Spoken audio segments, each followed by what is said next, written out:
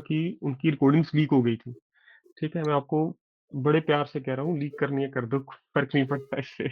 उल्टा मेरी प्रमोशन होती है। तो वो मुझे डरा रहे थे शायद, पता नहीं क्यों, कि ऐसे आपका कोर्स बिक जाएगा। कोई चिंता नहीं है यार, कोई ऐसा नहीं है।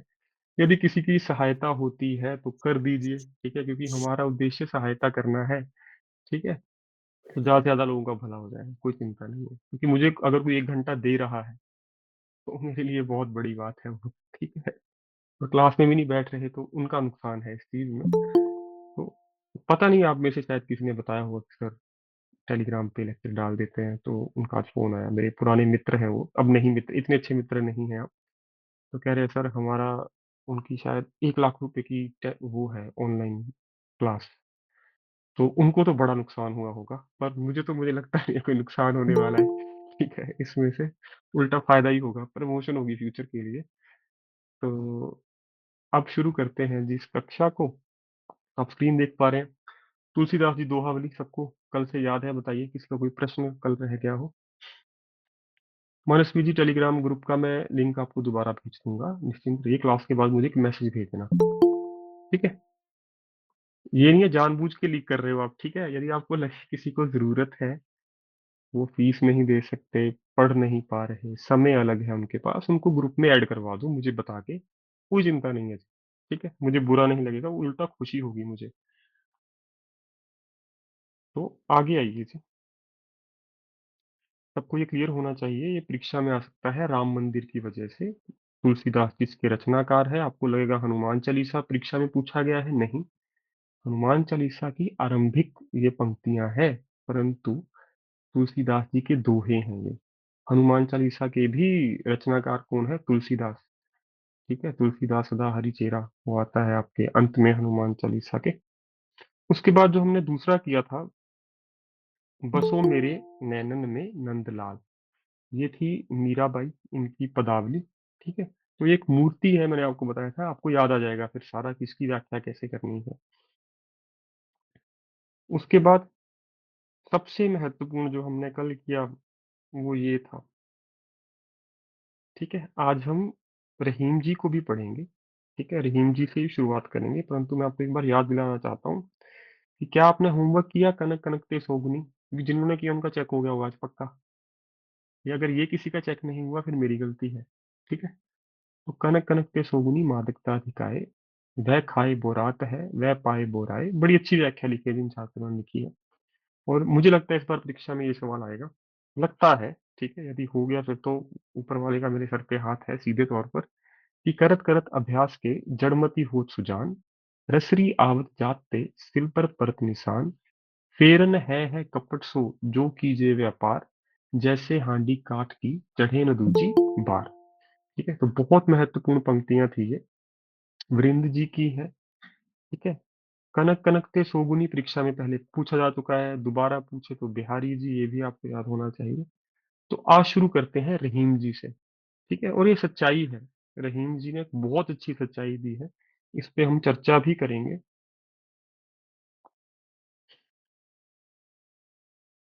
तो ये है नीति के दोहे, तीनों काव्य खंडों की जो स्टैंजा है थ्री, इन तीनों का क्या है? नीति के दोहे, अगर आप शीर्षक दो, हेडिंग दो। तो आइए जनाब शुरू करते हैं यहाँ से।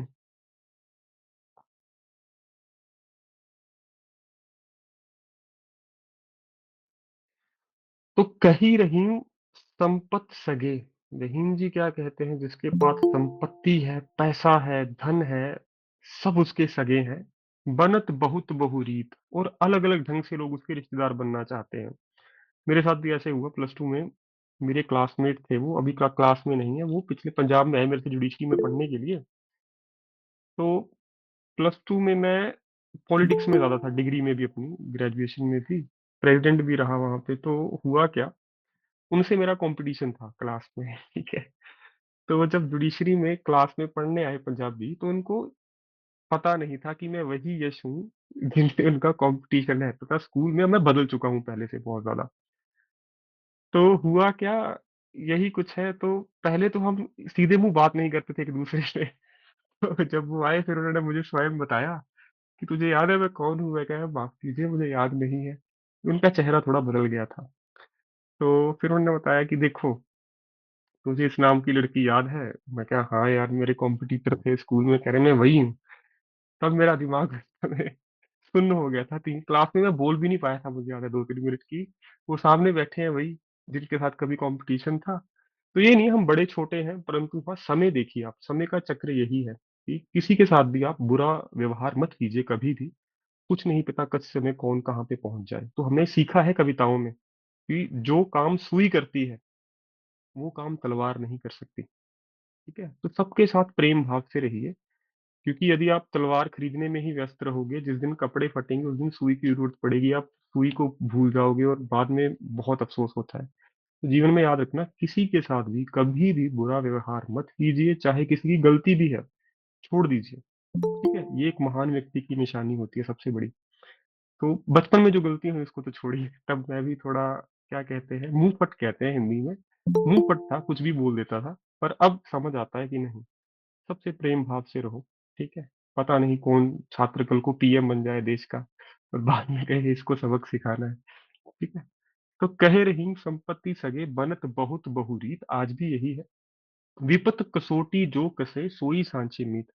विपदा के समय, विपता के समय जो आपका साथ दे, वही आपका सच्चा मित्र है।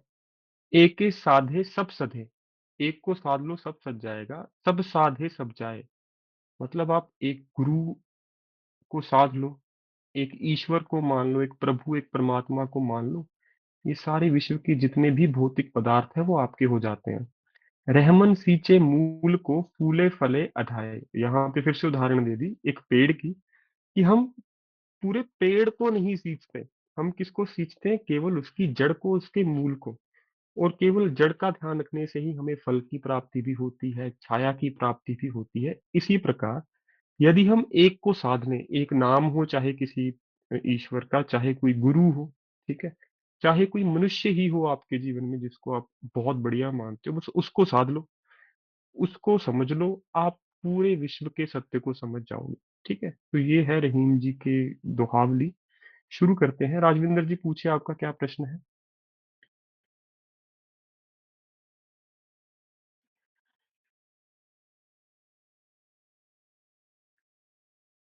सर मूल मतलब क्या होता है? मूल होता है सर बेस, फाउंडेशन। यहाँ पे मूल जड़ के लिए लिखा गया, पेड़ का बेस आपका जड़ है ना। ठीक है, तो प्रश्न तो चलो ऊपर लिखा ही है, प्रसंग लिखने से शुरुआत करते हैं।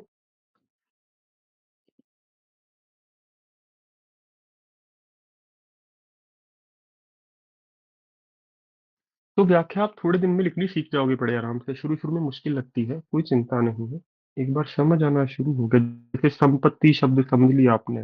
बनत बहुत बहुरीत, रीत होती है ढंग, रीति रिवाज। जिसके पास पैसा है दिखती, समझ गए। सोई सांचे बीत, विपत कसौटी, और बुरे समय में सच्चा दोस्त खड़ा होगा।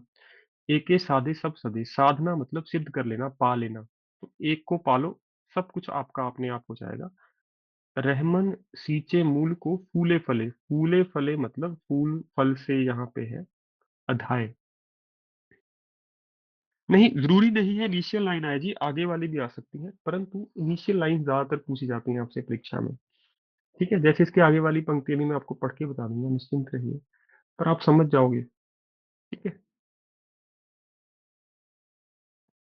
क्योंकि इनिशियल से ही जुड़ा हुआ, उसके आगे उसका ही डेवलपमेंट होता है, उसकी ही प्रगति होती है। तो आप पकड़ लोगे कि हाँ, रहीम जी तो नीति के दो हैं। देखिए, ये पद्यांश याद है ना, मैंने ऐसा क्यों क्यों लिखा ये पद्यांश? ठीक है, क्योंकि प्रश्न में भी यही होता है, निम्नलिखित पद्यांश की व्याख्या करें।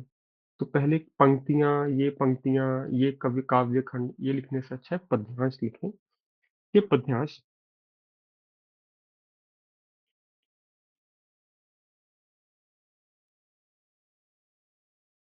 रहीम जी की रचना,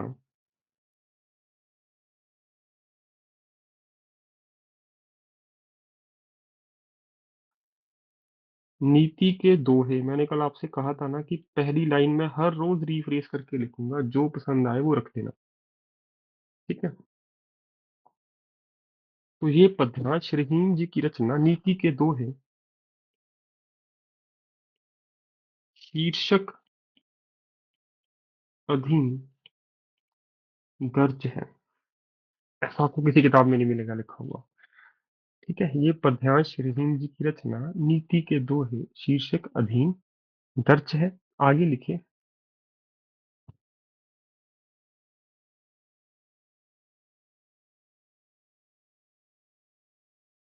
इस काव्य खंड में,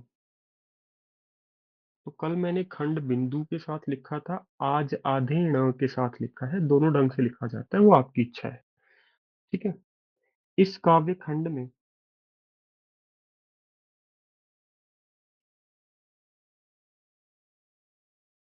रहीम जी ने धन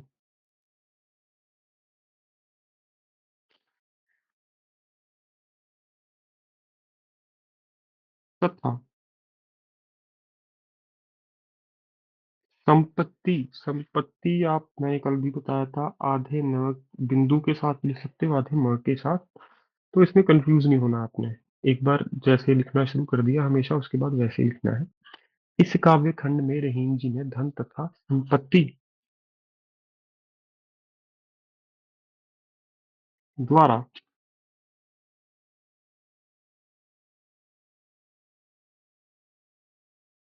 समाज पर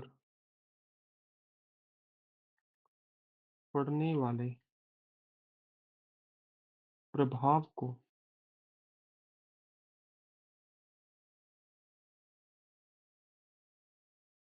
पेश किया है। यही बताया ना कि संपत्ति समाज में सब उसी के हैं जिसके पास पैसा है। तो इस काव्य खंड में रहीम जी ने धन तथा संपत्ति द्वारा समाज पर पड़ने वाले प्रभाव को पेश किया है या उल्लेखित किया है। एक और शब्द लिख लो पेश की जगह, आपके फायदे के लिए। ठीक है, उल्लेखित किया है, ये ज्यादा अच्छा शब्द है। पेश क्या, हिंदी वर्जन, पेश होता है उर्दू। ठीक है, उल्लेखित किया है, उल्लेखित करना मतलब लिख के दिया है, ध्यान आकर्षित किया है।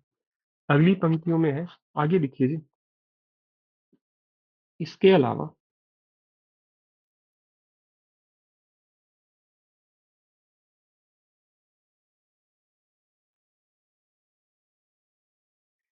एक है साधे सब सधे, इसको कैसे लिख सकते हैं? हाँ, इसके अलावा कवि जी ने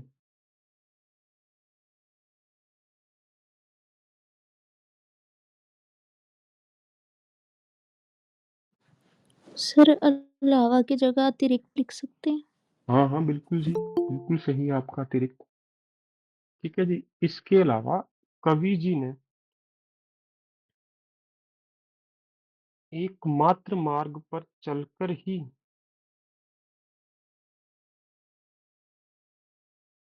ईश्वर प्राप्ति का संदेश दिया है।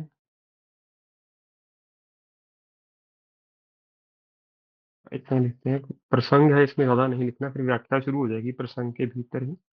तो इसके अलावा कवि जी ने एकमात्र मार्ग पर, मतलब वन एंड ओनली वे के थ्रू ही आप ईश्वर प्राप्ति करो, अलग अलग मार्ग को मत भटको। और हम सभी की यही परेशानी है। ठीक है, कभी इधर भाग रहे हैं, कभी उधर। कोई बोल देता है नाम जप करो, नानक नाम जहाज है, चढ़े सूत्रे पार, नाम जपना शुरू कर दिया। फिर कोई कहेगा सेवा भावना से परमात्मा की प्राप्ति होती है, सेवा भावना शुरू कर दी। फिर आपको कोई कल आगे कहेगा कि आप हर रोज मंदिर जाओ, इस मंदिर माथा टेक लो, उस मंदिर माथा टेक लो, प्रभु प्राप्ति होगी। फिर कहेगा कोई गंगा स्नान कर लो, ये कर लो, वो कर लो। तो रहीम जी कह रहे हैं कोई एक काम करो बस, काम हो जाएगा आपका। ज्यादा मार्गों पर आप जब दौड़ोगे तो आप कहीं के नहीं रहोगे। ठीक है, और कहीं पहुंचोगे भी नहीं। तो इस तरीके से रहीम जी ने हमें ये बहुत अच्छा संदेश दिया है। इसके बाद व्याख्या अलंकार हम कक्षा के अंत में करेंगे, आखिरी 10 मिनट तक। ठीक है। तो इसके बाद अभी दो पंक्तियां और आएंगी प्रसंग में, एक अलंकार, दूसरा रस। अलंकार आज करेंगे, रस कल करेंगे जी। आगे आइए जी, व्याख्या। अब इसकी व्याख्या करनी शुरू करते हैं। और सबने लिख लिया प्रसंग? बताइए। सुबह ये प्रसंग लिखा था, पढ़ लो इसको भी। तो दो अलग अलग स्टूडेंट्स अलग अलग लिख सकते हैं, दोनों को मैं उतने नंबर दूंगा क्योंकि ये भी मैंने लिखा है। तो सुबह मैंने ऐसे कुछ लिखा था कि ये पद्यांश रहीम जी द्वारा रचित है तथा इसका शीर्षक नीति के दोहे है। इन पंक्तियों में रहीम जी ने समाज में सगे संबंधियों के व्यवहार पर प्रकाश डाला है। मैंने अभी कुछ और लिखा, सुबह कुछ और लिखा, बात एक ही है। इसके अलावा कवि जी ने केवल एक मार्ग पर चलकर ही प्रभु प्राप्ति का संदेश दिया है। ठीक है, तो मैंने बस रीफ्रेज किया है, शब्दों का उलटफेर किया है, संदेश वही है दोनों में। तो इसीलिए कहता हूँ हमारा लिखने का व्याख्या ढंग अलग हो सकता है, परंतु यदि एक ही अर्थ है तो सबको उतने ही अंक मिलते हैं। राहुल जी जल्दी पूछिए, क्या प्रश्न है? सर जो हमने पहली लाइन के बाद लिखा है वो सारा सार है? हाँ, दो दो पंक्तियों का सार है sir. Okay, thank you sir. ठीक है, आगे आइए जी, व्याख्या लिखिए। रहीम जी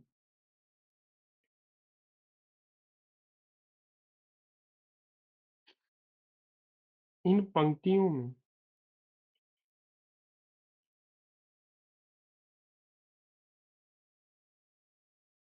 यह संदेश, माफ कीजिए, यह तथ्य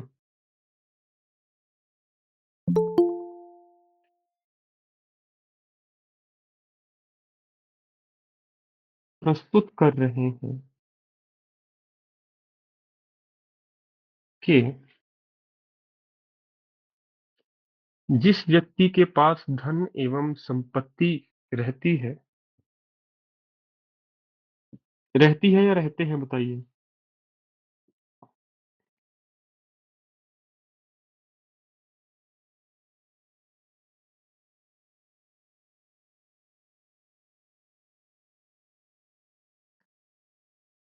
रहते हैं या धन एवं संपत्ति होगी, कंफ्यूजन खत्म। ठीक है, समाज में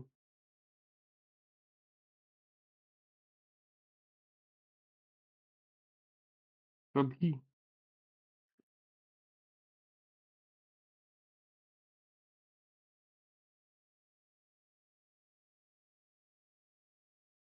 उसके सगे संबंधी बनने का प्रयास करते हैं।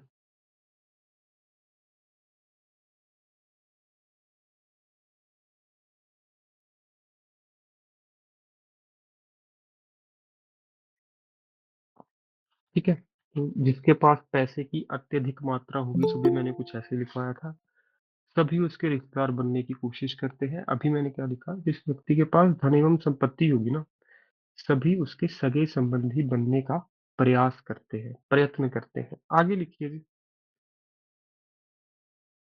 सर रीत क्या होता है? रीत में कहाँ पे लिखा है जी? पोयम की फर्स्ट लाइन में। अच्छा, ढंग मैम, ढंग, रीति, रीत नहीं, रीति। ठीक है, ठीक है ढंग, सर, तो क्या लाइन का मतलब टाइप। क्या बना? बनत बहुत बहुरीत।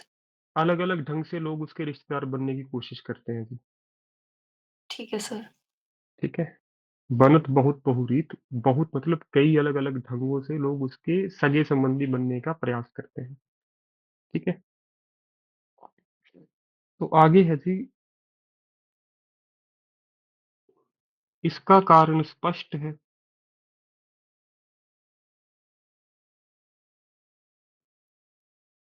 कि सभी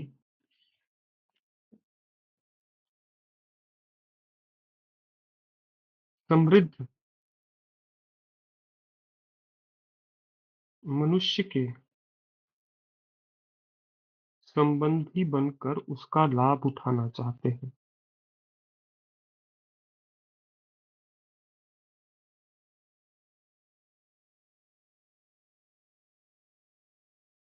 ठीक है, तो पहली पंक्ति की व्याख्या हुई सिर्फ ये। आगे है जी, विपत कसोटी जो कसे सोई साचे नीच, इसके विपरीत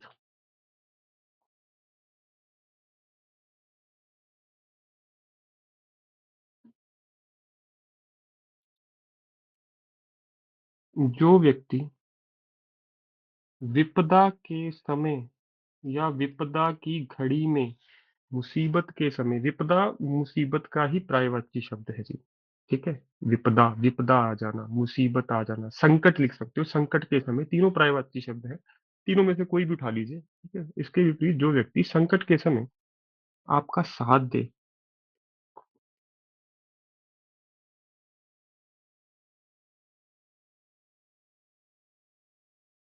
वही आपका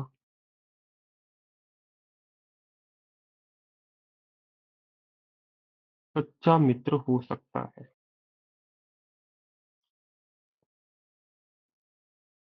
याद रखना, जुडिशरी के बाद सब दोस्त बन जाएँगे। अभी जो आपका साथ दे रहे हैं, वही आपके सच्चे मित्र हैं, ठीक है?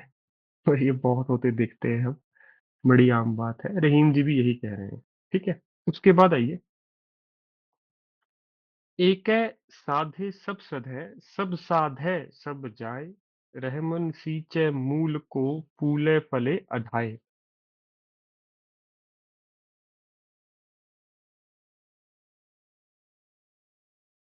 कवि जी इन पंक्तियों में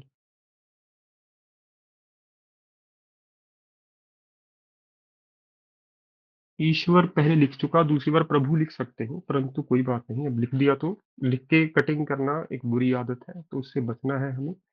कवि जी इन पंक्तियों में ईश्वर प्राप्ति हेतु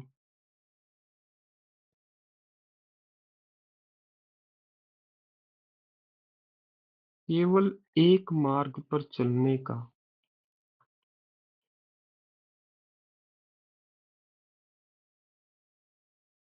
संदेश दे रहे हैं,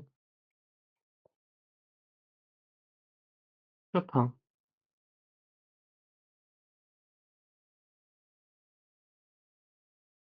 तथा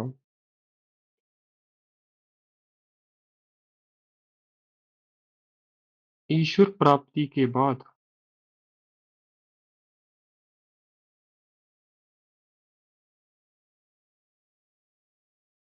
इस संसार के सभी भौतिक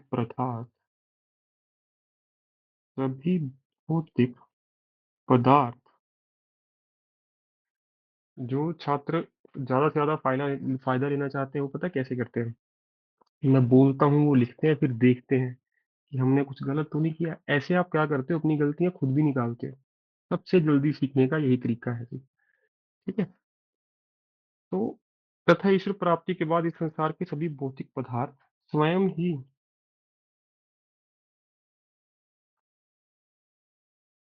हमें प्राप्त हो जाते हैं। यहाँ पे प्राप्ति मुझे बार-बार लिखना पड़ा क्योंकि एक ही पंक्ति है। तो सब कुछ प्राप्त हो जाना ईश्वर की प्राप्ति के बाद, तो लिख सकते हैं यहाँ पे। मिलना मत लिखना, ईश्वर के मिलने के बाद, मिलना नहीं, प्राप्ति, ठीक है? सर साधे मतलब क्या होता है? साध्य मतलब मैम कोई चीज़ को आप सिद्ध कर लेते हो। जैसे आपने लॉ की डिग्री साध ली है, अब आपकी हो गई है वो, ठीक है? ठीक तो है। जब कोई सर ये चीज़ आप प्राप्ति कर लो, हाँ जी, बोलो। सर ये 2 साधे लिखे हुए हैं लाइन में। सब साधे, हाँ, बिल्कुल, बिल्कुल मैम। एके साधे सब सधे। एक को साध लो, एक प्राप्त कर लो, सब प्राप्त हो जाएगा। सब साधे सब जाए, और उसके बाद क्या होता है, जो कुछ सध चुका है, वो सब पहले से ही आपका है, ठीक है? तो मिलना, जैसे मैंने प्राप्ति शब्द 3 बार लिखा, उसने यहाँ पे साधे 3 बार लिखा है, ठीक है? ठीक है सर। तो साधे क्या है? प्राप्ति, ठीक? जाते हैं, अगली पंक्तियाँ क्या थी? रहीमन सींचे मूल को फूले फले अधाए।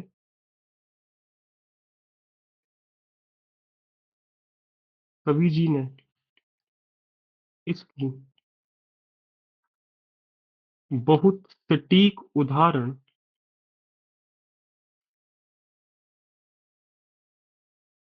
वृक्ष की जड़ के माध्यम से दी है।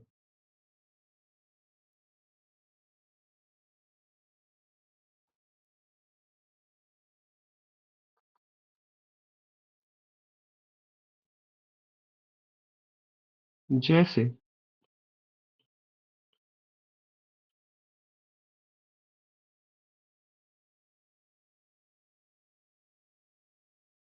इससे वृक्ष की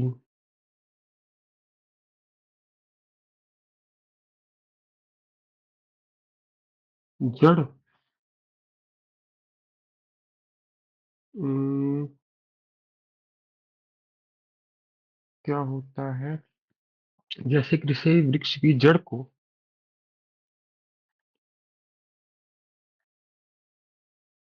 पानी देने से ही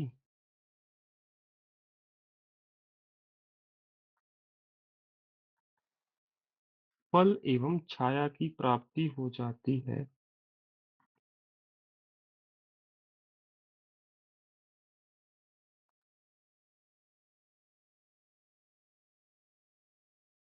वैसे ही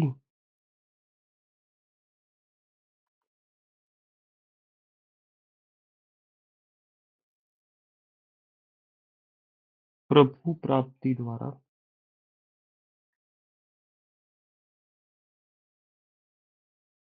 सब कुछ प्राप्त हो जाता है। ये है जी। बताइए। सर, भौतिक पदार्थ का मतलब? मैम, जो मटेरियलिस्टिक जितनी भी चीजें हैं, ओके भौतिक सर, होता है मटेरियलिस्टिक जिसको आप टच कर सको। ठीक है। Okay sir. सर अधाय मतलब क्या होता है? अधाय कहाँ पे लिखा है जी? अच्छा, यहाँ पे फले फूले अधाय सर, सब बढ़ जाना। ठीक है। फल फूल ओके मतलब सर। बढ़ जाना, बड़ा हो जाना। ठीक है।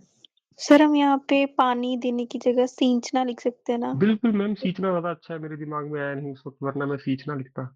सर प्लीज स्पेलिंग लिख देना उसकी। बिल्कुल जी। ये लीजिए, स को बड़ी की मात्रा बिंदु, च न को आ की मात्रा। ठीक है। और पूछे जी, किसी का प्रश्न हो जुड़ा हुआ इससे, जल्दी जल्दी फिर आगे सर ये बढ़ते हैं। आपने व्याख्या में छाया वर्ड यूज करा है, ये पोयम में छाया वर्ड कहाँ पे है? मैम देखो, वही तो व्याख्या है, जो उसने नहीं लिखा वो भी हम लिखे उसको स्पष्ट करने के लिए। तो वो कह रहा है, रहमन सींचे मूल को फूले फले अधाए। तो रहमन वो एक सब मनुष्यों को कह रहा है कि हे मनुष्य, यदि आप सिर्फ मूल को सींचते हो, जड़ को पानी देते हो, तो पेड़ से आपको फल फूल छाया सब प्राप्त होता है। तो मैंने फूल के स्थान पर छाया लिख दी जी, ये भी एक इसका फायदा है पेड़ का। ठीक है जी। ठीक है सर। हाँ जी, तो हम इस पे जोड़ सकते हैं अपनी तरफ से शब्द उसको और स्पष्ट करने के लिए। व्याख्या का काम ही यही है कि इन चार पंक्तियों को इतनी स्पष्टता से लिखो कि पढ़ने वाले को एक एक चीज समझ में आ जाए कि रहीम जी कहना क्या चाहते हैं यहाँ पे। ठीक है। सर ये जो आपने लाइन लिखी है इसका स्पष्ट है कि इसका और स्पष्ट के बीच में आप सर एक वर्ड बोल इसका रहे थे, मतलब इसका अर्थ स्पष्ट है, मैंने कहाँ लिखा जी, माफ कीजिए, पंक्ति बताइए एक बारी। अ, सर सेकंड ही है सर, सेकंड इसका स्पष्ट। अम्म, सर कारण था, फोर्थ इसका लाइन में कारण है। स्पष्ट है। अच्छा, इसका माफ कीजिएगा जी, माफ कीजिएगा। इसका कारण स्पष्ट है कि, माफ कीजिए मैंने बोल दिया, लिखा नहीं, हो जाता है मेरे साथ, आज पहला वर्ड मिल गया हमें।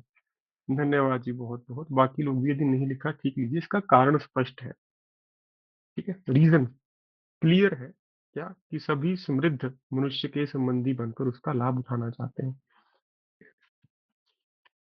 ठीक है जी। जैसे उसने संपत्ति लिखा, धन हमने अपनी तरफ से लिख दिया।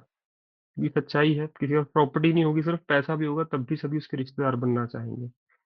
ठीक है।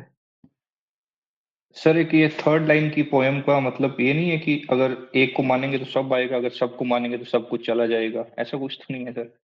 ऐसे कर लो सर, कि अगर एक को मानोगे तो सब मान जाएंगे, या एक को प्राप्त कर लो सब प्राप्त हो जाएगा। मैंने बोला भी था ये शुरू शुरू में, जो अलग अलग मार्गों पे दौड़ते हैं उसको कुछ भी नहीं मिलता।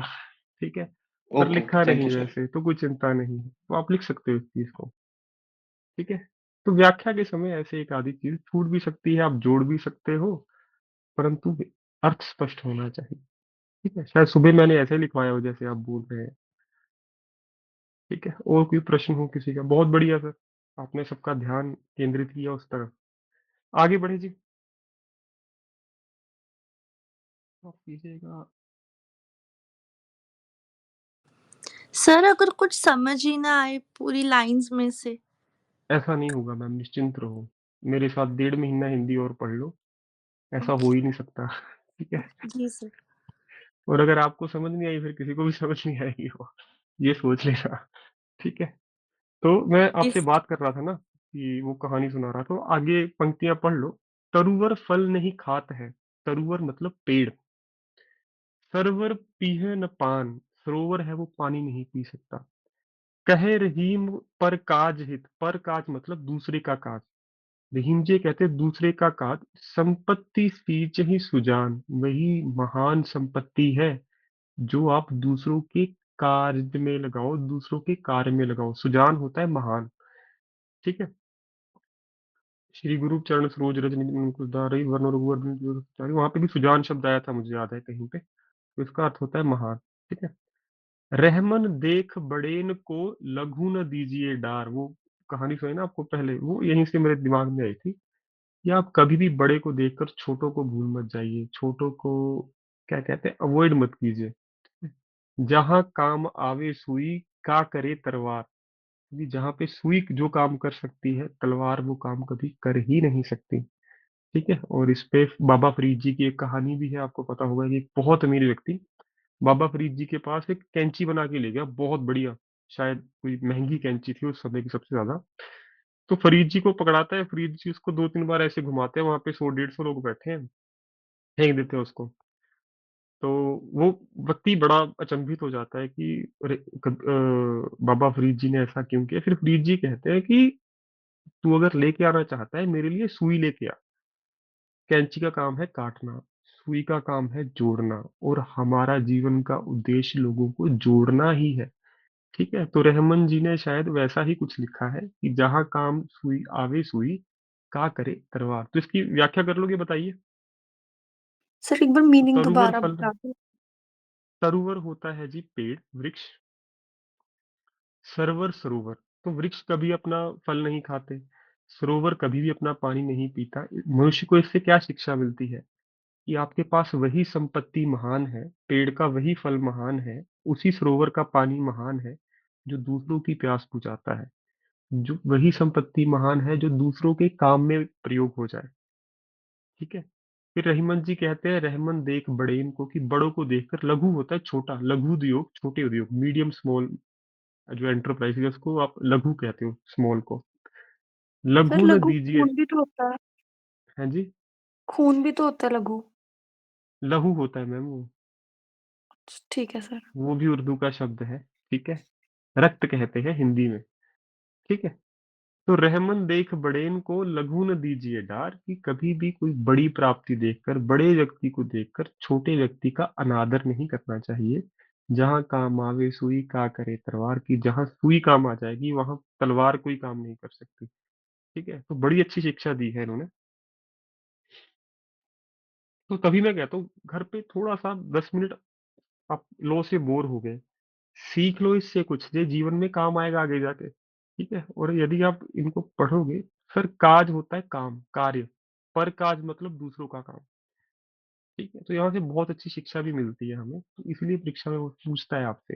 प्रश्न पूछने का शिक्षक का कभी भी मन नहीं होता मुश्किल। वो देखता है आप इससे कौन कौन सी शिक्षा को समझते हो, या आपने पहले इससे कौन सी शिक्षा ले रखी है। ठीक है?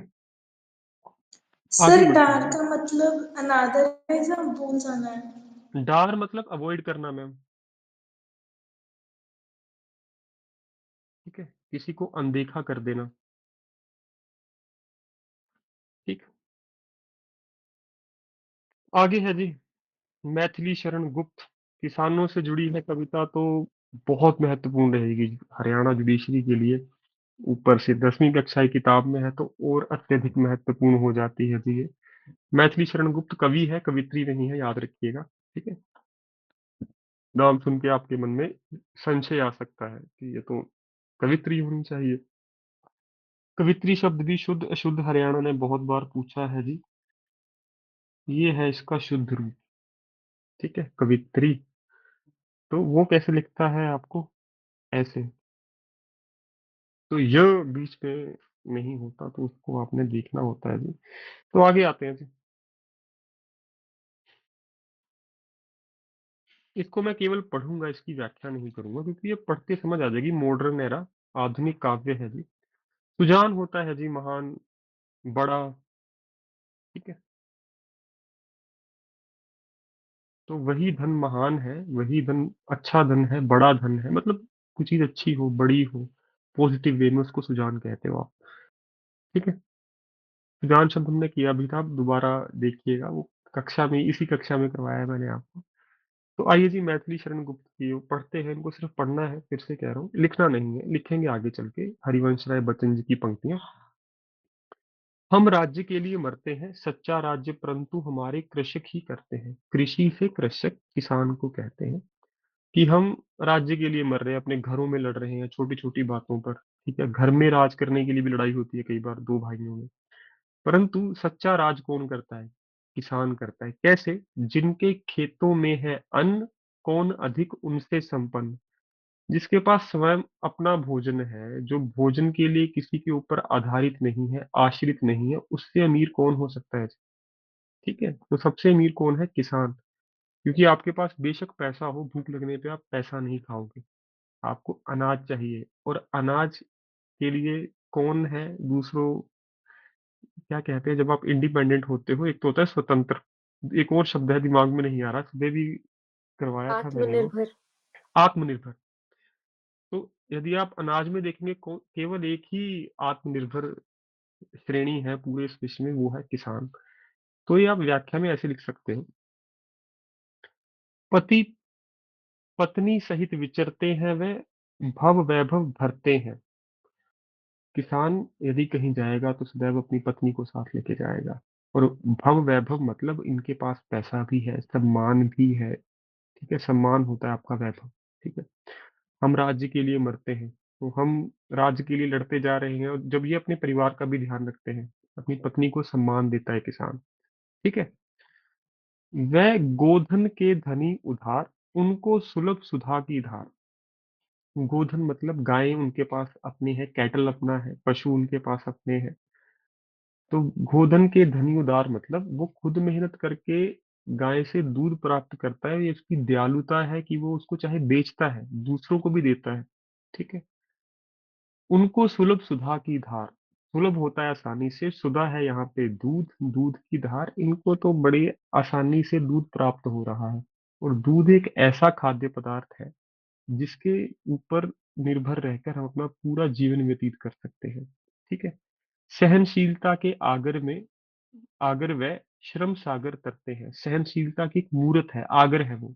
श्रम सागर मतलब मेहनत के सागर में तैर रहे हैं, मेहनत कर रहे हैं।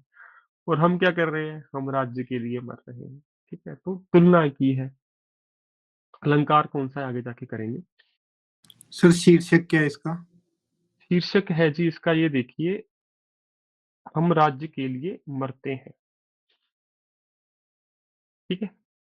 सर इस लाइन को हम किस कॉन्टेक्स्ट में लिख सकते हैं व्याख्या में?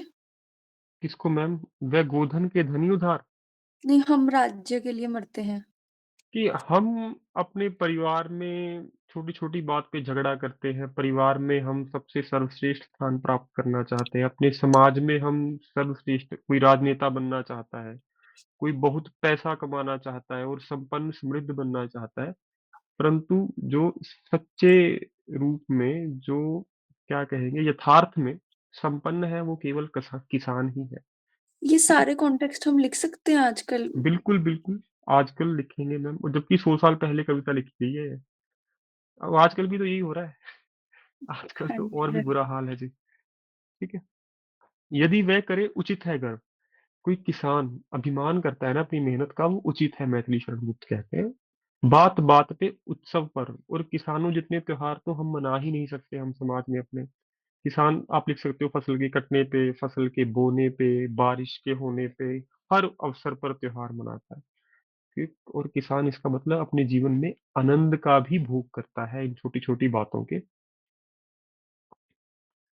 हमसे प्रहरी रक्षक जिनके, वे किससे डरते हैं। और हम ही अपने किसानों के रक्षक भी हैं, ठीक है? क्योंकि हम क्या करते हैं, हम उनसे खाद्य पदार्थ लेते हैं, हम उनको आर्थिक तौर पर सुरक्षा प्रदान करते हैं, इसीलिए किसान को भी डरने की कोई जरूरत नहीं है किसी से भी, ठीक है? पर फिर भी हम राज्य के लिए मरते हैं। करके मीन मेक सब और, मीन मेक मतलब टिप्पणी, टिप्पणी मतलब किसी को आप कॉन्ट्राडिक्ट करते हो, किसी को आप क्रिटिसाइज करते हो। किया करे बुधवार बुद्धवाद कठोर। कई बुद्धिजीवी ऐसे भी है जो किसानों को कहते हैं ये अनपढ़ है, ये मूर्ख है, ये ऐसे है, ये वैसे है। शाखामयी बुद्धि तजकर वे मूल धर्म धरते हैं। परंतु किसान जितना बुद्धिमान कोई नहीं हो सकता, क्योंकि मूल धर्म क्या है? परहित, दूसरों का हित। और किसान ही एक ऐसा, आप कह सकते हो किसानों की ही श्रेणी एक ऐसी श्रेणी है इस संसार में जिनका मूल धर्म ही दूसरों के लिए जीना है, क्योंकि वो अनाज किसके लिए उगा रहे हैं? दूसरों के लिए। यदि केवल अपने लिए उगाना हो तो बहुत थोड़ी सी जमीन में उगा सकते हैं वो। ठीक है। तो ये बुद्धिजीवी किसके लिए मरते हैं? राज्य के लिए।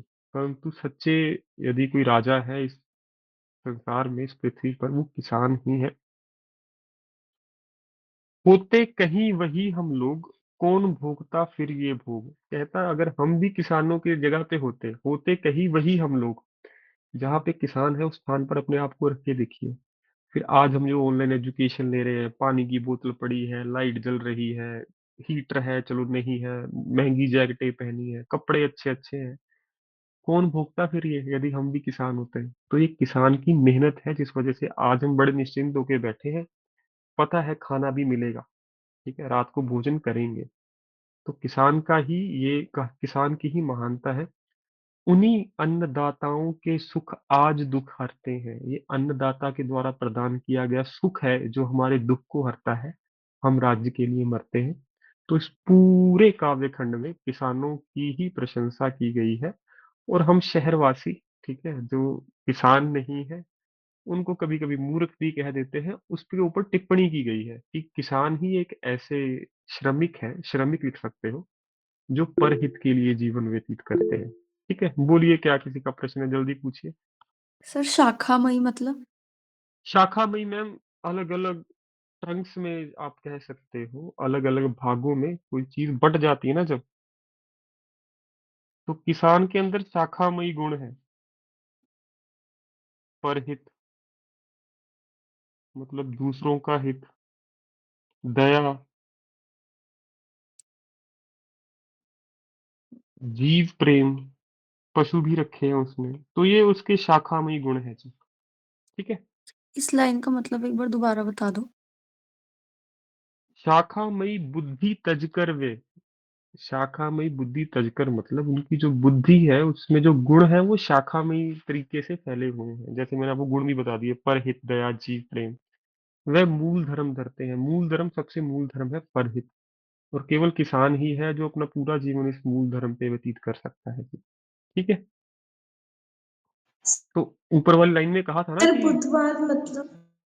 किया करे बुद्ध। बुद्ध यहाँ पे है जी बुद्धिजीवी, इंटेलेक्चुअल। वाद विवाद होता है डिस्कशन। कठोर मतलब बुरी डिस्कशन करता है किसानों के बारे में, जो बुद्धिजीवी है कई। ठीक है।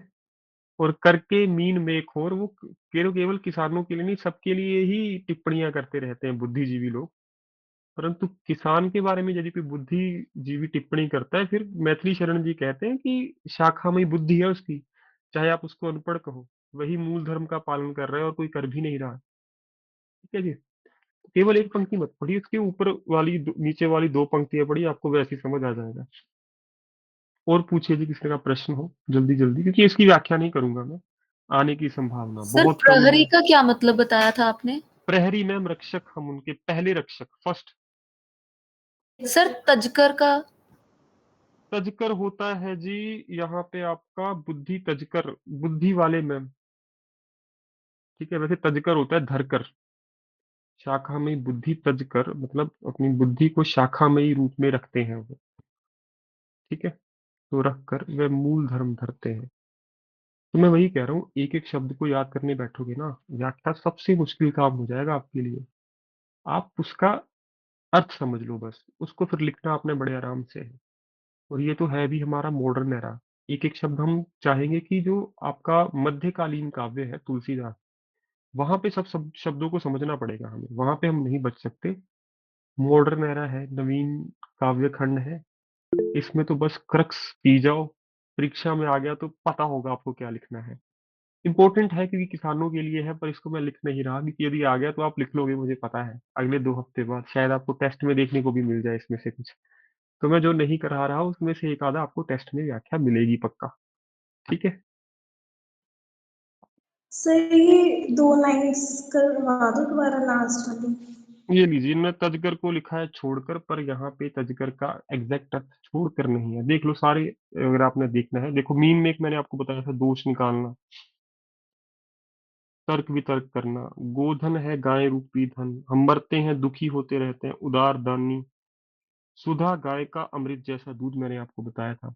ठीक है, भव वैभव संसार के ऐश्वर्य मान सम्मान बताया मैंने आपको। आगर खजाना, प्रहरी हमने बताया, पहले पहरेदार हम हैं उनके। ठीक है, हमसे प्रहरी रक्षक जिनके, तो रक्षक भी तो पहरेदार है, प्रहरी है पहला रक्षक, तो उसने प्रहरी को ही दो शब्द लिख लिए, पहरेदार। ठीक है, गर्व है अभिमान, बुद्ध है मैंने बताया बुद्धिजीवी, बुद्धिमान लिखा है। वाद से मैंने आपको वाद विवाद विवाद बताया था। तजकर यहाँ पे छोड़कर नहीं है, बुद्धि की शाखाओं को बताया है, कि जो बुद्धिजीवी बता रहे हैं उसको छोड़कर उससे उल्टा है यहाँ पे। ठीक है, भोग सुख होता है जो हम भोग रहे हैं, हरते हैं दूर करते हैं, ये सारे शब्द आपको यहाँ पे मिल गए। ठीक है, तो ये किताब भी मैंने आपके ग्रुप में इसीलिए शेयर की है कि आपके मन में कोई भी संशय आए आप इससे सहायता भी ले सको बाद में, अगर क्लास में नहीं पूछा आपने कुछ। ठीक है, और कोई प्रश्न है जल्दी पूछिए, क्योंकि सर एक इसमें जो ये लाइन है सर, होते कहीं वो लोग, सर इसमें वो लाइक शहर वासियों को नहीं कह रहा कि अगर किसान भी शहरवासी जैसे होते? हाँ बिल्कुल जी, शहरवासी नहीं, आप शहरवासी लिख सकते हो या फिर मतलब स- कुछ भी हो, मतलब किसान सर ये बोल रहे हैं ना कि लाइक हम भी हाँ अगर ऐसे होते तो खाना कौन देता है, ऐसा कुछ? हाँ, नगर में रहने वाले मनुष्य लिख देना। Okay sir, okay. ठीक है, यदि नगर में बसने वाले मनुष्य होते किसान भी, ये किसान तो गांव में रहता है, कि शहरवासी में भी टीचर शहरी हो, नगर एक ऐसा है जो दोनों के मध्य में है। ठीक है, तो नगर लिखिएगा, तो मैंने इसलिए शहरवासी नहीं बोला, नगर के वासी। ठीक है, या फिर आप लिख सकते हो कि भौतिक समाज के वासी, जो भौतिक है, ठीक है, भोग करने वाला है, जो मटीरियलिस्टिक है। ठीक है, अगर किसान भी भौतिक पदार्थों के पीछे भाग रहा होता फिर तो मुश्किल था हमारा जीवन। ठीक है, तो इस चीज का जरूर ध्यान रखना कि हम किसी को पॉइंट आउट ना करें सीधे तौर पर। हाँ, हम राज्य के लिए मरते हैं, आप लिख सकते हो, हम पर अपने परिवार में, अपने समाज में, शक्ति नहीं, राज प्राप्त करने हेतु, राज्य प्राप्त करने हेतु लड़ते झगड़ते रहते हैं, परंतु ये सच्चा राज्य नहीं है। सच्चा राज्य किसके पास है? किसान के पास। ठीक है, आगे आइए जी।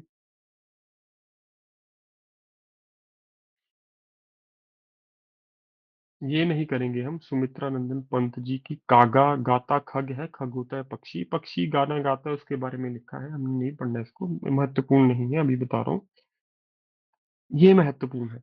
2021 में हरिवंश राय बच्चन जी का काव्य खंड पूछा गया था आपसे, अतीत को भूल जाओ। ठीक है, तो आज इसको पढ़ेंगे, व्याख्या केवल एक की करेंगे, फिर अलंकार करते हैं, तो बड़ा समझ आएगा, बड़े प्यार से, बड़ी अच्छी कविता है, हास्य रस वाली है। और आपका जीवन भी ऐसा ही होना चाहिए कि जब दूसरे लोग समझने लग जाए ना कि मैं इंपॉर्टेंट हूँ, मैं इंपॉर्टेंट हूँ, बस मुस्कुराइए, क्योंकि आपको आपकी अपनी इंपॉर्टेंस पता होनी चाहिए। जो मैंने आपको एक अनुवाद भी करवाया था ना, कि जो व्यक्ति महान है उसको बताना नहीं पड़ता है महान हूँ, पता होता है दूसरों को ये कितना महान है। तो एक दिन तने ने भी कहा था, जड़, जड़ तू तो जड़ है, जड़, आप जड़ बुद्धि याद है ना आपको, मूर्ख, तो यहाँ पे जड़ शब्द एक बार जड़ के लिए, दूसरी बार मूर्ख के लिए प्रयोग किया गया है। जीवन से सदा डरी रही है, और यही है उसका सारा इतिहास, कि जमीन में मुंह गड़ाए पड़ी रही है, लेकिन मैं जमीन से ऊपर उठा, बाहर निकला, बढ़ा हूँ। तना जड़ को कटाक्ष, जड़ के ऊपर कटाक्ष कर रहा है, क्रिटिसाइज कर रहा है कि तू तो मूर्ख है, हमेशा डरी रहती है, जमीन में अपना मुंह छुपाए रहती है, तेरा इतिहास भी यही कहता है कि तू आज तक एक स्थान पर ही रही है, लेकिन मैं तना हूँ। अभिमान हो गया उसको कि मैं जमीन से ऊपर उठा, बाहर निकला, बड़ा हुआ, मजबूत बना हूँ, इसीलिए तो तना हूँ। तने ने अपनी तारीफ कर दी। हम इसकी आखिरी पंक्ति में करेंगे कि वहां पे जड़ मुस्कुरा रही है। एक दिन डालू ने भी कहा था तना, तना तो मूर्ख है, किस बात पर है तना, जहां बिठाल दिया गया वहीं पर है बना। अब डालियां कह रही हैं कि तने किस बात पे तना है तुम, तुझे आज तक जहां पे बिठाया गया ना तो वहीं पे बैठा हुआ है, हिला तक नहीं है। प्रगतिशील जगत में तिल भर भी नहीं डोला है, प्रगतिशील रेवोल्यूशनरी संसार है, इसमें तू आज तक तिल भर भी नहीं डोला, इधर-उधर नहीं हुआ। खाया है, मोटाया है, सहलाया चोला है। कि तेरा काम है बस भोजन, जड़ से भोजन प्राप्त करना, मोटे होते रहना। वो कह रहा था ना मैं बड़ा हूँ, मजबूत हुआ हूँ, वो उसका कटाक्ष बना दिया। क्या कह दिया? मोटा हुआ है, सहलाया चोला है, तूने अपने चारों तरफ एक चोला सा पहन रखा है। ठीक है, जो आउटर लेयर ऑफ बार्क होती है उसको चोला कहा गया है यहाँ पे, तो आप इसको लिख सकते हो। इसके चारों तरफ एक परत जो होती है मोटी सी, उस पे कटाक्ष किया जा रहा है। लेकिन हम तने से फूटी, मतलब हम तने से अलग हुई, दिशा दिशा में गई। डालियां कह रही हम चारों दिशाओं में फैली, तेरे जैसे एक जगह पर हम स्थापित नहीं हुई। ऊपर उठी नीचे आई, हम ऊपर नीचे भी जा सकती है, चारों दिशाओं में भी घूम सकती है। 3D है हम एक तरीके से। हर हवा के लिए डोल बनी लहराई, हवा के लिए एक तरीके से हम क्या बनी है जिससे वो टकराती है। ठीक है, हवा को रोकने वाली बनी और उससे हम लहराई भी। इसी से तो डाल कहलाई, इसीलिए तो हमें डाली कहा जाता है, क्योंकि हम डोल सकती हैं। तना डोल नहीं सकता, डाल। फिर एक दिन पत्तियों ने भी अहंकार कर लिया, फिर उन्होंने डाल पे कटाक्ष किया कि तूने तने की बेइज्जती करी थी, अब हम तुम्हारा अपमान करेंगे। डाल, डाल में क्या है कमाल, कि तेरे अंदर क्या कमाल है। माना है झूमी झुकी डोली है, ध्वनि प्रधान दुनिया में। पत्तियां कहती हैं मानती है तू, झूमती है, झुक जाती है, डोल जाती है। ध्वनि प्रधान समाज है, परंतु ये यहाँ पे आवाज की महत्वता है। एक शब्द भी वह कभी बोली है, तो वो कह रही थी प्रगतिशील संसार है। पत्तियां कह रही हैं ध्वनि प्रधान समाज है, और तूने आज तक कुछ बोला है। लेकिन हम हर हर स्वर करती हैं। पत्ते जब हिलते हैं ना हवा में तो आवाज आती है, डालियों की आवाज नहीं आती। मरमर स्वर मर्म भरा भरती हैं, मरमर मतलब हल्का हल्का स्वर, मर्म भरा उसको मीठा बना देती हैं, ये हल्के हल्के स्वर को। नूतन हर वर्ष हुई, नूतन मतलब न्यू। ठीक है, तो हर साल ये नई पत्तियां आ जाती हैं। पतझड़ में झर, बहार फूट फिर ठहरती है। पतझड़ में हम झड़ जाती हैं, बहार आती है तो हम फिर फूट जाती हैं, निकल जाती हैं।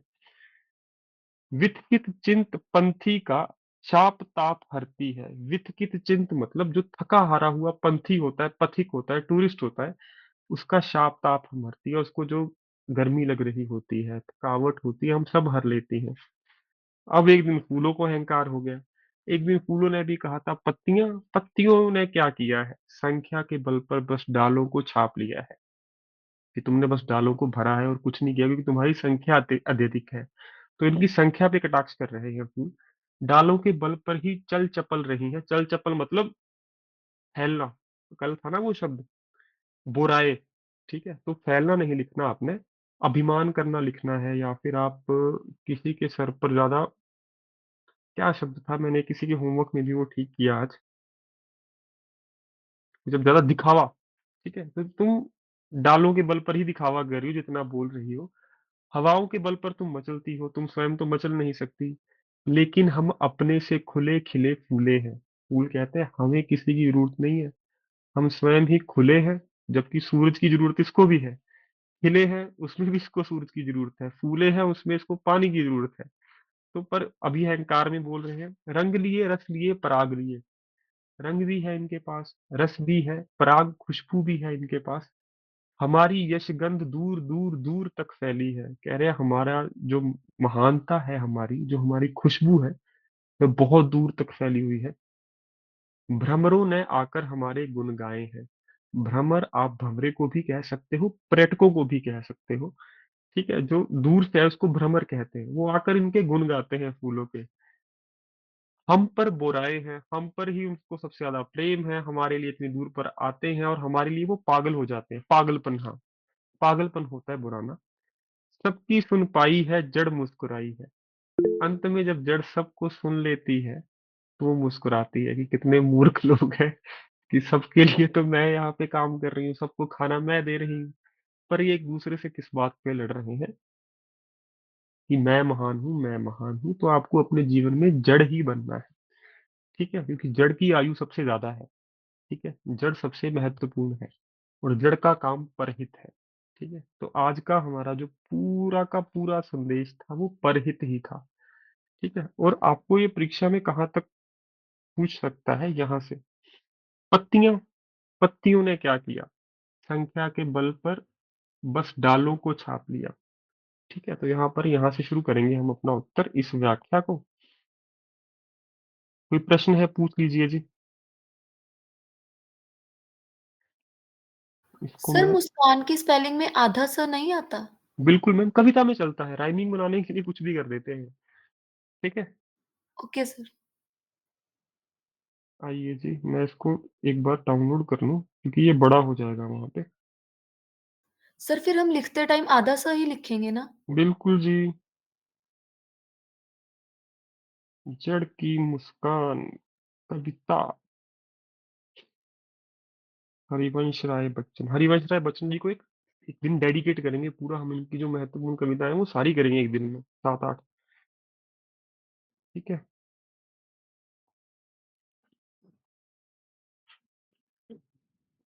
पत्तियां, हाँ।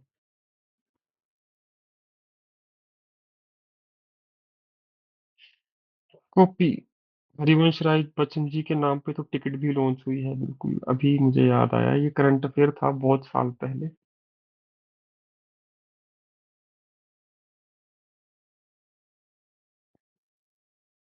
टेस्ट परीक्षा में आपसे एक ऐसे सवाल पूछता है, ऐसे 2 पंक्तियों को एक पंक्ति बना देगा, फिर आपको लगेगा यार इतनी भी बड़ी नहीं थी। और ऐसा किया भी उसने पिछली बार, मैं आपको दिखा देता हूँ, वो भी हरिवंश राय बच्चन जी की ही कविता थी पिछले साल जो परीक्षा में पूछी गई थी।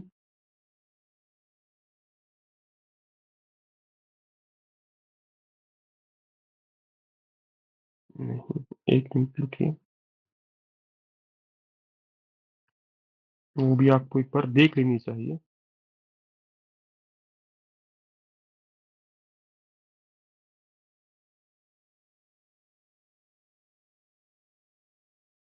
ये है जी 2021 की परीक्षा, और ये देखिए, ये इतनी सारी पंक्तियां पूछी गई थी आपसे। जो बीत गई सो बात गई, जीवन में एक सितारा था, माना वह बेहद प्यारा था, पर डूब गया तो डूब गया। तो कल मैंने पढ़ा था इसको आपके लिए, इसको आगे जाके भी करेंगे हरिवंश राय बच्चन जी के लिए, जिस दिन को हम डेडिकेट करेंगे वहां पे, उनको जो दिन समर्पित करेंगे, डेडिकेट होता है समर्पित करना। तो इतनी बड़ी व्याख्या पहले भी पूछी गई है, दोबारा भी पूछ सकते हैं, तो ये मत सोचिएगा कि इतना बड़ा क्यों पूछेगा, वो पूछ सकता है। ठीक है, वहां पे समझदारी दिखानी है, 2 पेज नहीं भरने, पेज उतना ही भरना है, परंतु वहाँ बहुत ज्यादा व्याख्या करने की जरूरत नहीं है कि एक एक पंक्ति की। तो आइए शुरू करते हैं जी, इसका उत्तर आरंभ करते हैं।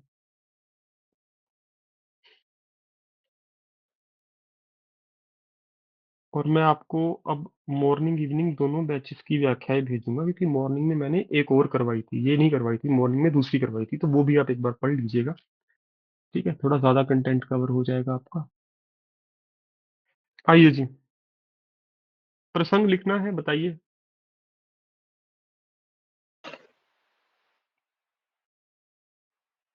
लिखिए जी।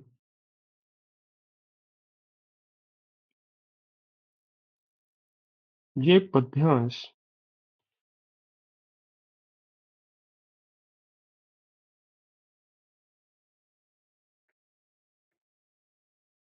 आधुनिक हिंदी काव्य, ये एक नया ड्राफ्ट आ गया आपके पास, पहली पंक्ति जो आपका मिडिवल का हो उसको मध्यकालीन लिख सकते हो, जो लेटेस्ट है नवीन है उसको आधुनिक और नवीन भी लिख सकते हो। आधुनिक हिंदी काव्य के महान कवि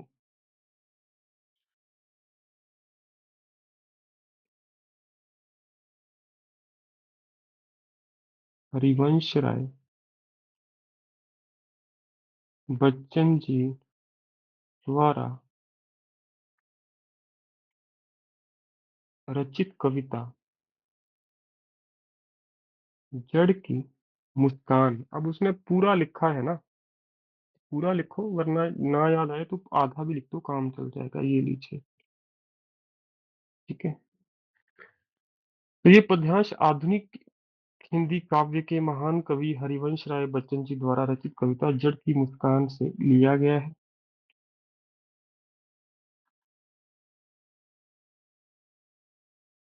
ये थोड़ा ज्यादा अच्छा है, अब तक मैंने जितने भी आपको ड्राफ्ट लिखाए, जितने भी आपको छोटे छोटे वाक्य लिखवाए, तो वाक्यांश लिखवाए, उसमें से ये वाला मुझे अब तक सबसे अच्छा लगा।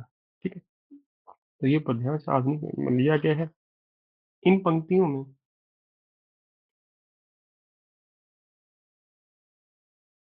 कवि जी ने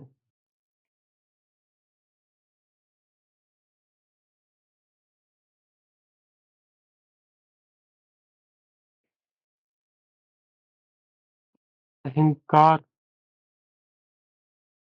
तथा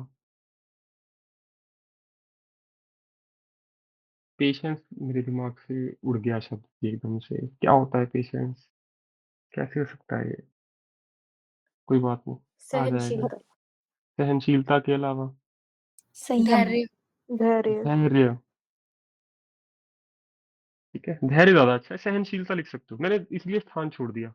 पेपर में भी आप ऐसा कर सकते हो, कोई शब्द याद नहीं आ रहा लोड मत लो, वरना आगे का भी भूल जाओगे। खाली स्थान छोड़ो, आगे बढ़ जाओ, काम हो जाएगा बाद में। मनस्वी जी पूछिए। सर इसमें हम ये कॉन्टेक्स्ट लिख सकते हैं कि मनुष्य अपने आप को सर्वोपरि समझते हुए कविता में। नहीं जी, बिल्कुल नहीं। वो व्याख्या में जरूर लिखना, प्रसंग में ऐसा कुछ मत लिखना। हाँ जी, व्याख्या व्याख्या में में। एक उदाहरण दे सकते हो आप। ठीक है, मनुष्यों के साथ भी यही समस्या है कि हर कोई अपने आप को महान समझता है, परंतु सबसे महान वो परम पिता ये सब देखकर मुस्कुराता रहता है। ठीक है, तो आप ऐसा लिख सकते हैं। ठीक है ठीक सर। है, क्योंकि जड़ तो वही है ना, हमारा सबका मूल तो वही है।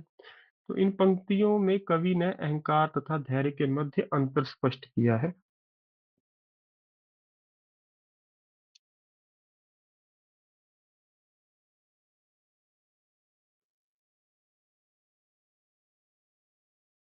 तो अहंकार किनको है ये आगे जाके लिखेंगे, धैर्य किसके अंदर है ये भी आगे जाकर लिखेंगे। आगे इसके बाद रस एवं अलंकार आएगा, अलंकार अभी करेंगे, तो इसका प्रसंग ज्यादा बड़ा मत लिखना, फिर व्याख्या आपको छोटी करनी पड़ेगी। ठीक है, तो 4-5 पंक्तियों में इसका प्रसंग आपका समाप्त हो जाना चाहिए। ये स्ट्रेटजी है आपकी। ठीक है, ये आपका तरीका होना चाहिए इसको करने का। उसके बाद आइए जी व्याख्या।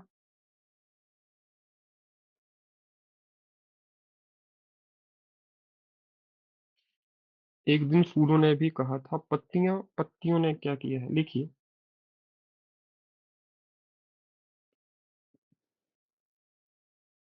जिस समय पेड़ के अलग अलग भाग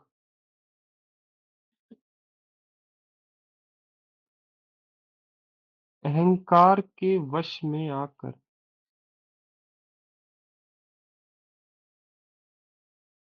एक दूसरे पर कटाक्ष करते हैं,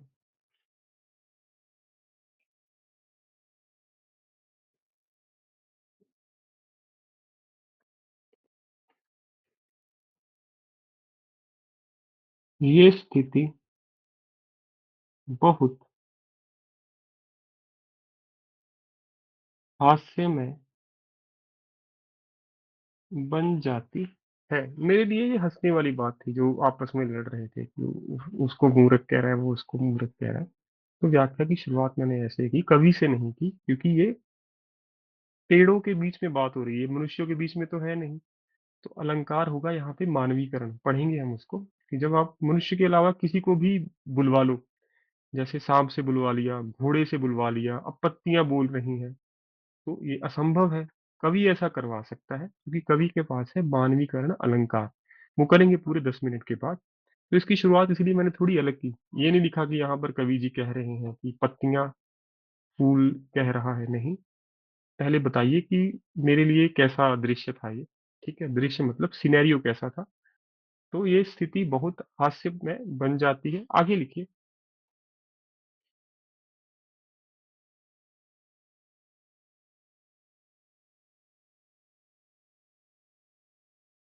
फूल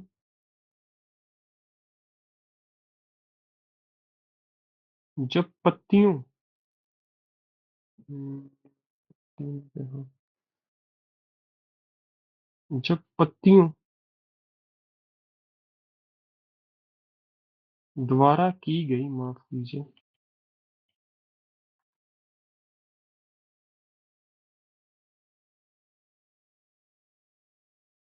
स्वयं की प्रशंसा या प्रशंसा दोनों लिखे जाते हैं जी क्षेत्रीय भाषाओं में, तो मर्जी लिख लीजिएगा। फूल जब पत्तियों द्वारा की गई स्वयं की प्रशंसा सुनते हैं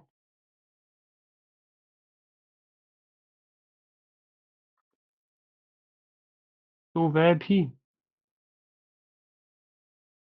अहंकार में आकर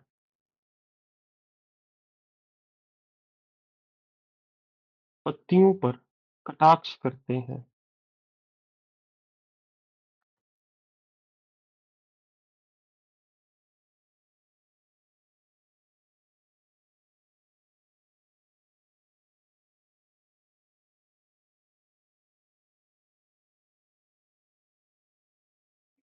वह कहते हैं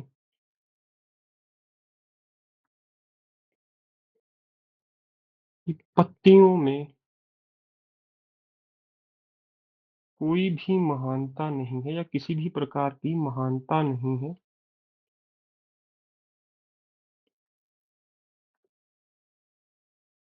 क्योंकि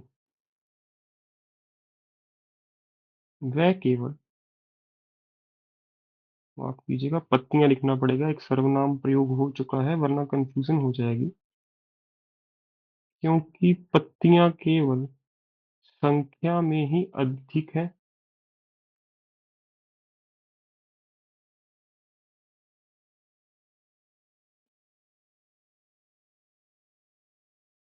तथा डालियों के दम पर ही अहंकार में डूबी हुई है। वह कहते हैं कि पत्तियों में कोई भी महानता नहीं है, क्योंकि पत्तियां केवल संख्या में ही अधिक है तथा डालियों के दम पर ही अहंकार में डूबी हुई हैं। आगे आइए जी। हवाओं के बल पर ही मचलती हैं, लेकिन हम अपने से खुले खिले फूले हैं।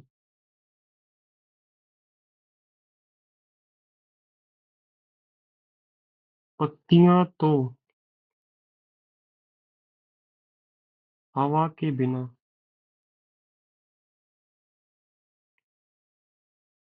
हिल भी नहीं सकती,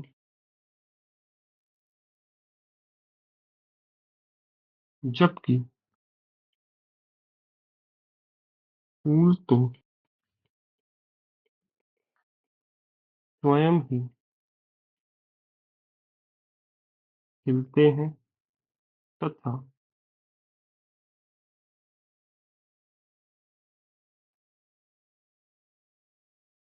बढ़ते फूलते हैं। पत्तियां तो हवा के बिना हिल भी नहीं सकती, जबकि फूल तो स्वयं ही खिलते हैं तथा बढ़ते फूलते हैं। ठीक है। रंग लिए रस लिए पराग लिए हमारी यशगंध दूर दूर तक फैली है।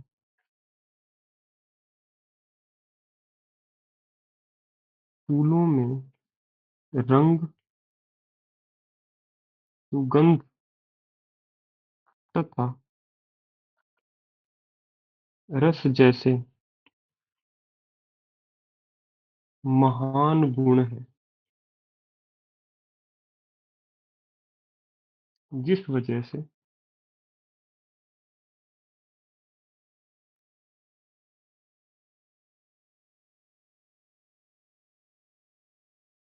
इनका जिस वजह से इनका यश दूर दूर तक फैला है। ठीक है, तो मैं, आप देखिए ज्यादा लिखने व्याख्या नहीं कर रहा, बस उसी बात को रिफ्रेश करके लिख रहा हूँ आम भाषा में, क्योंकि ज्यादा बड़ी नहीं करनी इसकी व्याख्या। भी ज्यादा पंक्तियां हैं, उत्तर उतना लिखो, एक पेज से थोड़ा सा कम। ठीक। भ्रमरों ने आकर हमारे गुण गाए हैं, हम पर बुराए हैं।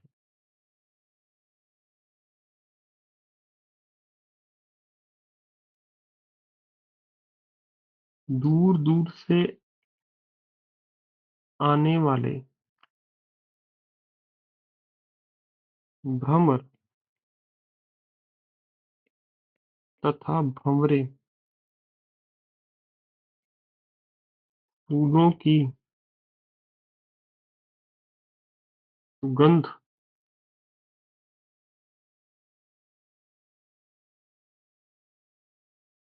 के लिए ही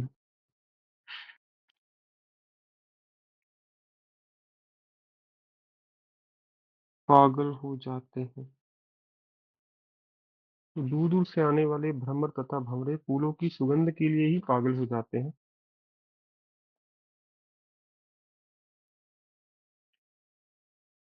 तथा फूलों से अत्यधिक प्रेम करते हैं।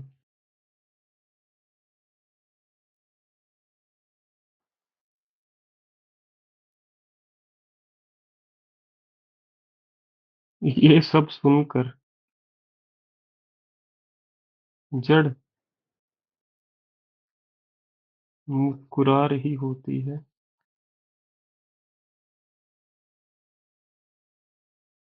क्योंकि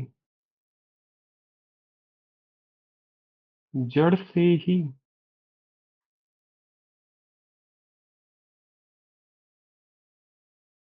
पेड़ के हर भाग का माफ कीजिएगा अस्तित्व होता है। अंत वाली पंक्ति महत्वपूर्ण है। ये जीवन का सत्य भी है कि सबसे महान व्यक्ति ही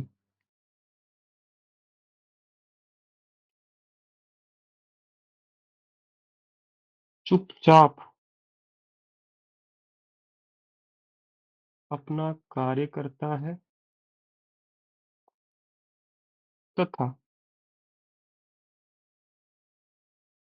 अहंकार से दूर रहता है। लीजिए जी।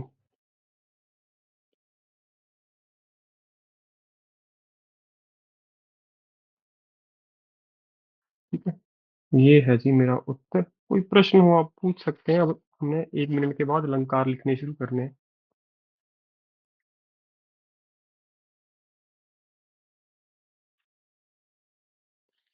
यदि आसान प्रश्न आ रहा है, अहंकार में नहीं आना कि ये कर देंगे वो कर देंगे। आराम से 1 पेज ही लिखना है, 2-3 पेज लिख के वो वैसे ही बुरा मान जाएगा अध्यापक। जितनी पर्याप्त मात्रा में उत्तर की जरूरत है उतनी ही मात्रा में आपका उत्तर होना चाहिए।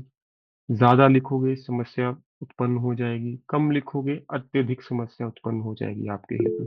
ठीक है, बोलिए राजकिरण जी, क्या प्रश्न है जल्दी। सर एक बेसिक सा क्वेश्चन है, हम्म। गद्यांश और पद्यांश इन दोनों में क्या अंतर है?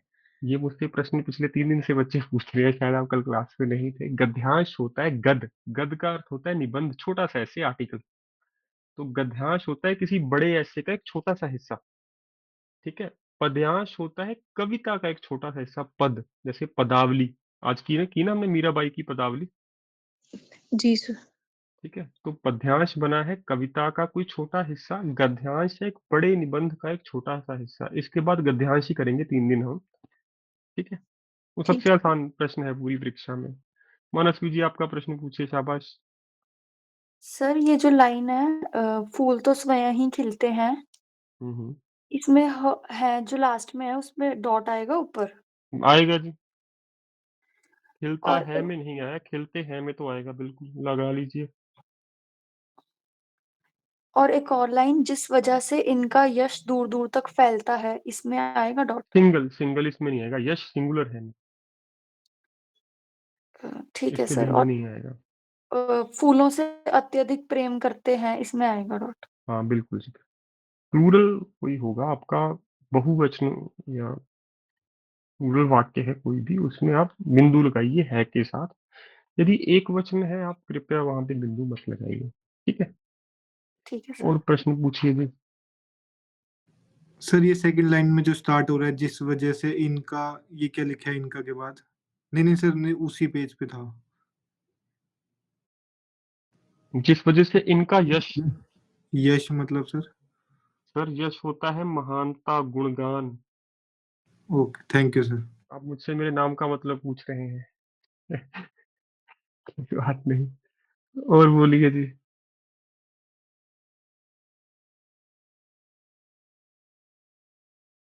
किसी का प्रश्न? करें अलंकार शुरू? जल्दी जल्दी करेंगे, 4 अलंकार करने हैं बस। वैसे अलंकार है 15-16, 4 से हमारा काम हो जाएगा। ठीक है। होमवर्क में मैं बताता हूँ, जो सुबह वाले बैच को करवाया था ना, वो आपका होमवर्क है, उनका ये होमवर्क था। आपका होमवर्क है जी ये, हम राज्य के लिए मरते हैं। इसकी व्याख्या आपको ग्रुप में मिलेगी जी। परंतु सच्चा राज्य हमारे कृषक ही करते हैं। ठीक है जी। होमवर्क पता चल गया सभी को? ठीक। तो वापिस आते हैं वहीं पे। अब लिखते हैं जी अलंकार। अलंकार हमारे लिए एक ब्रह्मास्त्र है, क्योंकि जरूरी नहीं है ये कि हमें हर बार कवि और कविता का नाम पता हो। तो उस रिक्त स्थान को भरने के लिए, उस खाली स्थान को भरने के लिए हम अलंकार एवं रस का प्रयोग कर सकते हैं।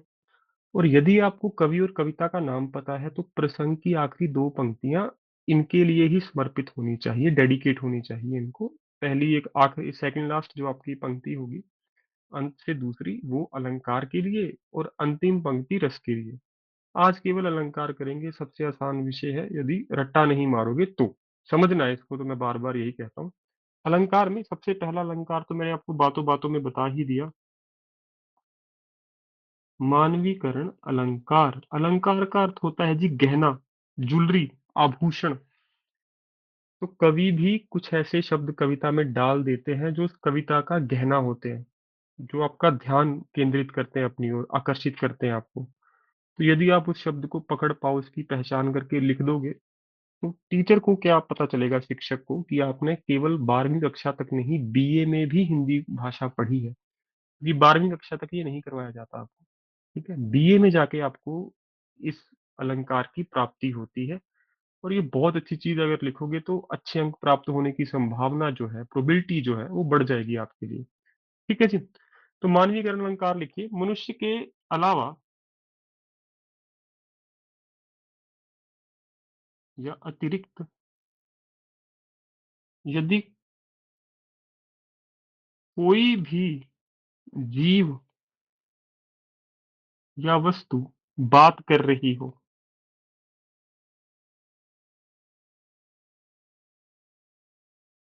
तो कल मैं इसका प्रयोग भी करूंगा। आज बस इंट्रोडक्शन दे रहा हूँ, परिचय करवा रहा हूँ आपका इस विषय से। ठीक है। जैसे मैं इसकी उदाहरण देता हूँ, 2021 में प्रीवियस ईयर और 19 में बैक टू बैक जो 2 परीक्षाएं हुई हैं, उन दोनों में ये अलंकार आया है जी। आपको दिखाता हूँ, ये देखिए। बताइए क्या आपको इसमें मानवीकरण दिख रहा है? पढ़ लो आराम से। कि लोहे का स्वाद लोहार से मत पूछो, उस घोड़े से पूछो जिसके मुंह में लगाम है। क्या घोड़े से पूछा जा सकता है? वैसे बताओ, कवि ही ऐसा करवा सकते हैं। तो कवि ने यहाँ पर किस अलंकार का प्रयोग किया है, बताइए। मानवीकरण। तो सबको समझ आया अलंकार? यदि किसी को नहीं समझ आया, पूछ लीजिए जल्दी जल्दी। क्योंकि प्रीवियस 2 इयर्स में बैक टू बैक पिछली 2 परीक्षाओं में ये सवाल पूछा गया है जी। ये 2019 की है ना, 2019 में ये पूछा गया, देखिए। पढ़ो। सांप, तुम सभ्य तो हुए नहीं, नगर में बसना भी तुम्हें न आया। एक बात पूछूं उत्तर दोगे, कहाँ से कैसे सीखा डसना, विष कहाँ से पाया। सांप कैसे उत्तर दे सकता है? कवि दिलवा सकता है। किस अलंकार की सहायता से? मानवीकरण से। ठीक है। तो इसे कहते हैं मानवीकरण अलंकार। टॉप प्रायोरिटी, पहली प्राथमिकता हम मानवीकरण अलंकार को ही देंगे, क्योंकि आपकी कविता खंड में, एक काव्य में 4-4 अलंकार भी हो सकते हैं, परंतु हम एक ही लिखेंगे। तो यदि आपको मानवीकरण मिल जाए ना, तो चुपचाप मानवीकरण लिख के आ जाना है, बाकी किसी का उल्लेख नहीं करेंगे आप। बताइए, सबको समझ आया ये क्यों महत्वपूर्ण है और क्यों हमारी टॉप प्रायोरिटी है? सर जैसे आपने लिखा है वैसे ही लिखना है, मतलब बड़ा-बड़ा वहाँ पे पहले वो कल मानवीकरण। लिख के दिखाऊंगा सर आपको, आज ओके, समझना है इसको बस। ठीक ओके है। सर। हाँ जी। दूसरा है जी अनुप्रास अलंकार। बीए में सबसे मुश्किल बिंदु होता है ये, क्योंकि 15-16 है, सबको रट्टा मार के इनकी परिभाषा लिखनी। हमारे लिए सबसे आसान है, समझना है 4 अलंकारों को, काम समाप्त। अनुप्रास अलंकार है, 2 कंडीशन है इसमें, 2 शर्तें हैं। यदि एक ही शब्द एक साथ 2 बार लिखा हो, कनक कनकते सो गुनी, कनक कनक 2 बार था, कौन सा अलंकार हुआ? अनुप्रास अलंकार। यदि एक ही शब्द 2 बार लिखा हो, मतलब कंटिन्यूएशन में, ये नहीं अलग अलग कविता में, अलग अलग जगह नहीं, एक ही बार। ठीक है, कनक कनकते सो गुनी, कनक कनक 2 बार लिखा, अनुप्रास अलंकार। या तो ये आपको शर्त मिल जाए, कंडीशन मिल जाए। दूसरा एक और इसका कंडीशन हो सकता है, यदि 3 शब्द एक ही वर्ण, अब आपको वर्ण परेशान करता है, वर्ण है अक्षर का पर्यायवाची शब्द, तो अक्षर लिख लो, चाहे अक्षर से आरंभ हो, तो भी अनुप्रास अलंकार है। इसकी मैं आपको एग्जांपल दिखाता हूँ। आज हमने की है, आपको पता नहीं होगा। पढ़ो यहाँ पे, मुझे बताओ अनुप्रास अलंकार कहाँ लिखा है रहीम जी ने? बनत बहुत बहु। बनुत बहुत बहु, बहुत बढ़िया। एक और फिर से लिखा है आगे जाके, ये सब साधे सधे। सब सधे। साधे सब सधे। तो सबको समझ आ गया जी ये? तो दोनों में से कोई एक शर्त पूरी हो जाए आपकी, बस अनुप्रास अलंकार सेकंड प्रायोरिटी है हमारी, दूसरी प्राथमिकता है। किसी का कोई प्रश्न है, पूछ लीजिए। जैसे पहले भी हमने इसका प्रयोग किया है। सर दैट मीन्स कि 3 वर्ड्स में एक राइम लिखी हो। नहीं नहीं, 3 वर्ड्स एक साथ लिखे हो, तीनों के पहले अक्षर जो है वो सेम हो। जैसे बनत बहुत बहु, बनत भी ब ओके से, सर, ओके बहुत ओके। भी ब से। ठीक है, और ये दूसरी शर्त भी आपको दिख रही है ना, यहाँ पे भी अनुप्रास अलंकार है, दिख रहा है सबको? दिख रहा है ना? करत करत अभ्यास के जड़मति होत सुजान करत करत। ठीक है, कनक कनकते सोगुनी, तो कनक कनक भी हो गया। ठीक है, ये सब क्या थे? अनुप्रास अलंकार। तीसरा अलंकार आइए जी, रूपक अलंकार।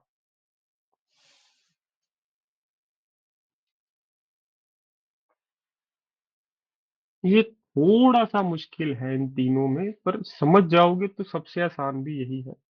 लिखिए, यदि किसी शब्द का अर्थ वास्तविक न होकर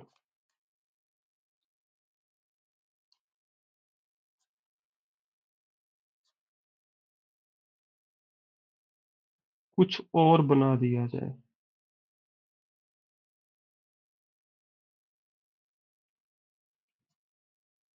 इसकी उदाहरण देना चाहूंगा, पायो जी मैंने राम रतन धन पायो। और भी कविताएं आएंगी, मैं आपको दिखाऊंगा। बताइए इसमें कौन सा शब्द आपको लग रहा है कि रूपक अलंकार होगा?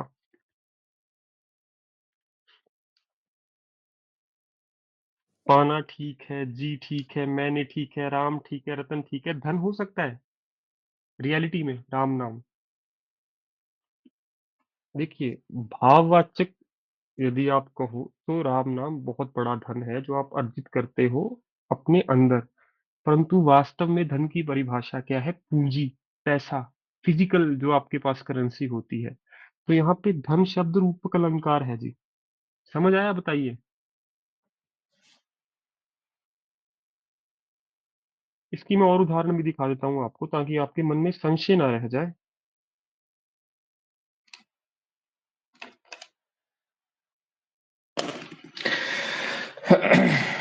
म्यूट कर लीजिए, किसी का म्यूट है। एके साधे सब सधे, बहुत बंद चित्र कसौटी जो कहे, इसमें भी नहीं है जी। 1 मिनट दीजिए, मैं देखूं ताकि आपको दिखा दूं, ये ना हो कि मन में संशय रह जाए। हाँ, जैसे हांडी काठ की चढ़े न दूजी बार, इससे अच्छा है। हाँ, राम नाम मणि दीप धर। राम नाम मणि दीप धर, जेहि देहरी द्वार। तो राम नाम का दीप हो सकता है, बताइए। ये तो बस उदाहरण देने के लिए कि जैसे दीपक जगता है वैसे राम नाम भी जगमगाता है। तो दीप यहाँ पे क्या है? रूपक अलंकार। बताइए, समझ आया आपको ये? यदि कोई शब्द आपको ऐसा लगे कि रियलिटी में तो इसका अर्थ कुछ हो रहा है, यहाँ पे कवि ने ध्यान की आपका आकर्षित करने के लिए उसका प्रयोग किया है, तो आपका हो गया जी रूपक अलंकार। और अंतिम है हमारा ब्रह्मास्त्र। यदि तीनों में से कुछ ना मिले, इसके बिना कविता बन ही नहीं सकती। उपमा अलंकार। दो काम, या तो तुलना की गई हो जो हर कविता में होती है, या फिर प्रशंसा। उपमा का अर्थ भी प्रशंसा ही होता है। तो ये तो होगा ही कविता में, या तो तुलना की होगी, प्रशंसा, उपमा।